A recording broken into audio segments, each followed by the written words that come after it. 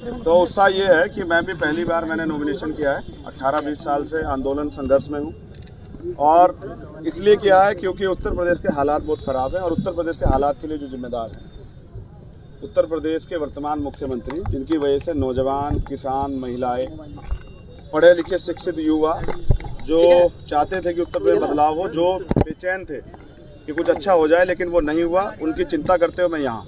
अच्छा, जनता क्यों आपको वोट दे आखिर? इसलिए वोट दें कि 71 साल में आज भी जहाँ तमाम तरह की परेशानियों पे काम हो जाना चाहिए था, वहाँ मुख्यमंत्री और प्रधानमंत्री बड़े बड़े पोस्टर लगा के राशन बांटने का काम करते हैं। यानी कि आज तक जनता के पास राशन ही नहीं पहुंचा, वो रोटी रोजी की लड़ाई लड़ रहे। लड़ाई हिस्सेदारी की थी।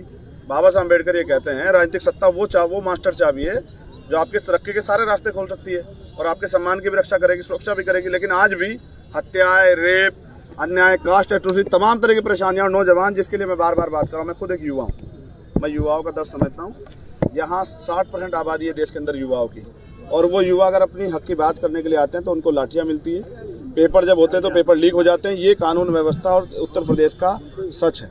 इसके खिलाफ हमारा आंदोलन है। मुझे भरोसा है कि अब युवा किसी के भरोसे नहीं रहेगा। परिवारवाद, सांप्रदायिकता, धर्म की जो राजनीति से ऊपर उठ के अपनी तरक्की के लिए वो राजनीति को स्वीकार करेगा। मुख्यमंत्री योगी आदित्यनाथ के गोरखपुर शहर विधानसभा से लड़ रहे हैं, तो क्या लग रहा है कितनी दमदारी आप दिखा पा रहे हैं? देखिए, मैं जानता हूँ कि मुख्यमंत्री योगी आदित्यनाथ तो यहाँ के है भी नहीं, मैं तो यूपी का भी हूँ, तो मैंने काम भी किया है और मैं अपने काम से पहचान बना पाया हूँ। मैंने बहुत दिन पहले कहा था कि जहाँ से मुख्यमंत्री लड़ेंगे वहाँ लड़ो, क्योंकि जब आप किसी के साथ अन्याय करते हैं तो फिर आपको उसका सामना भी करना पड़ता है। मैं निर्दोष होते 16 महीने जेल में रहा और मैंने ये तय किया कि 122 लोगों पे उत्तर प्रदेश में राशुका लगी, 15 खाली गोरखपुर में, और जो यहाँ इनके खिलाफ बोला क्या तो वो जिंदा नहीं रहा, या फिर उस पर जो है उस पर झूठे मुकदमे लग के, चाहे डॉक्टर कफील खान हो या कोई और।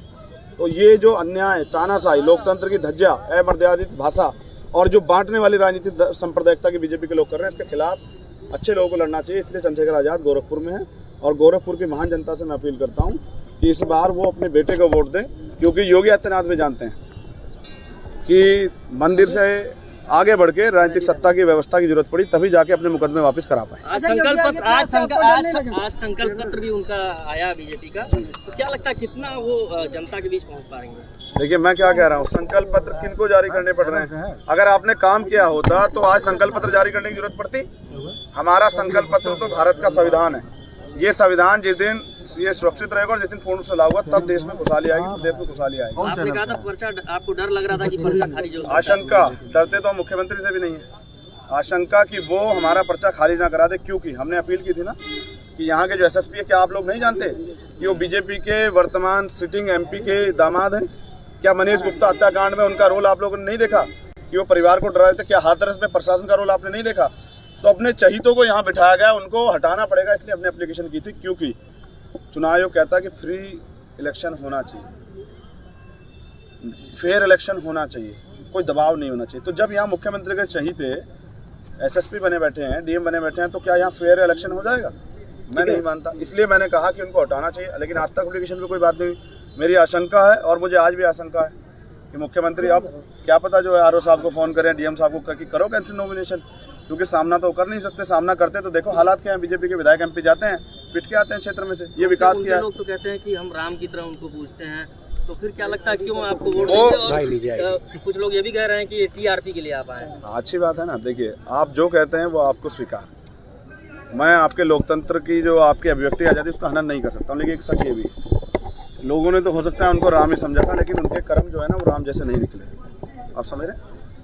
लोगों को गलती हुई, लोगों ने गलत व्यक्ति को एक गलत निर्णय ले लिया, उसका परिणाम ये हुआ। पहले मैं स्पष्ट कर दूं कि योगी आदित्यनाथ एक्सीडेंटल मुख्यमंत्री हैं। वो मुख्यमंत्री पद के दावेदार ही नहीं थे। उनके नाम पे चुनाव लड़ा गया। चुनाव केशव प्रसाद मौर्य जो पिछड़े वर्ग से आते हैं, हमारे परिवार के व्यक्ति, उनके नाम पे लड़ा गया था, जबकि एक्सीडेंटल मुख्यमंत्री को बना दिया गया और उसका खामियाजा उत्तर प्रदेश की जनता ने पूरे 5 साल भुगता है और आज जनता तैयार है। अगर बीजेपी ने विकास किया है तो ये जो सरकारी मशीनरी बेची है उस पर वोट क्यों नहीं मांगती बीजेपी?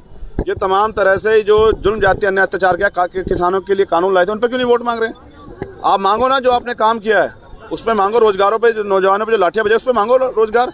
69 शिक्षक भर्ती में जो आरक्षण घोटाला किया, जिसमें मैंने कहा मुख्यमंत्री जेल जाएंगे अगर हम सरकार में आएंगे, तो उन पे मांगो सर आप वोट।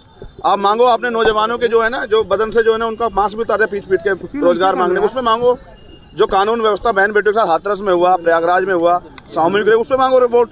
बीजेपी के लोगों ने अगर कुछ किया तो। चलिए, भाजपा की अगर सरकार नहीं बनती गठबंधन में, क्या बसपा के साथ जाएंगे या फिर सपा के साथ जाना? हमने कहा कि हम प्रयास करेंगे कि हम जीत के आए, हमारी पार्टी के मेंबर जीत के आए, हमारे गठबंधन के मेंबर जीत के आए, और फिर जिसको लगता है कि वो हमारा जो मैनिफेस्टो है, उस मैनिफेस्टो को जो हमने वादा किया जनता, झूठा वादा नहीं, सच्चा वादा, क्योंकि नेताओं को नहीं मिल सकते, हम तो रहेंगे 5 साल फिर सड़क पे, उस वादे पे जो लोग खरा उतरेगा हम लोग उसके साथ जाएंगे, बहन जी के बीजेपी को छोड़ के।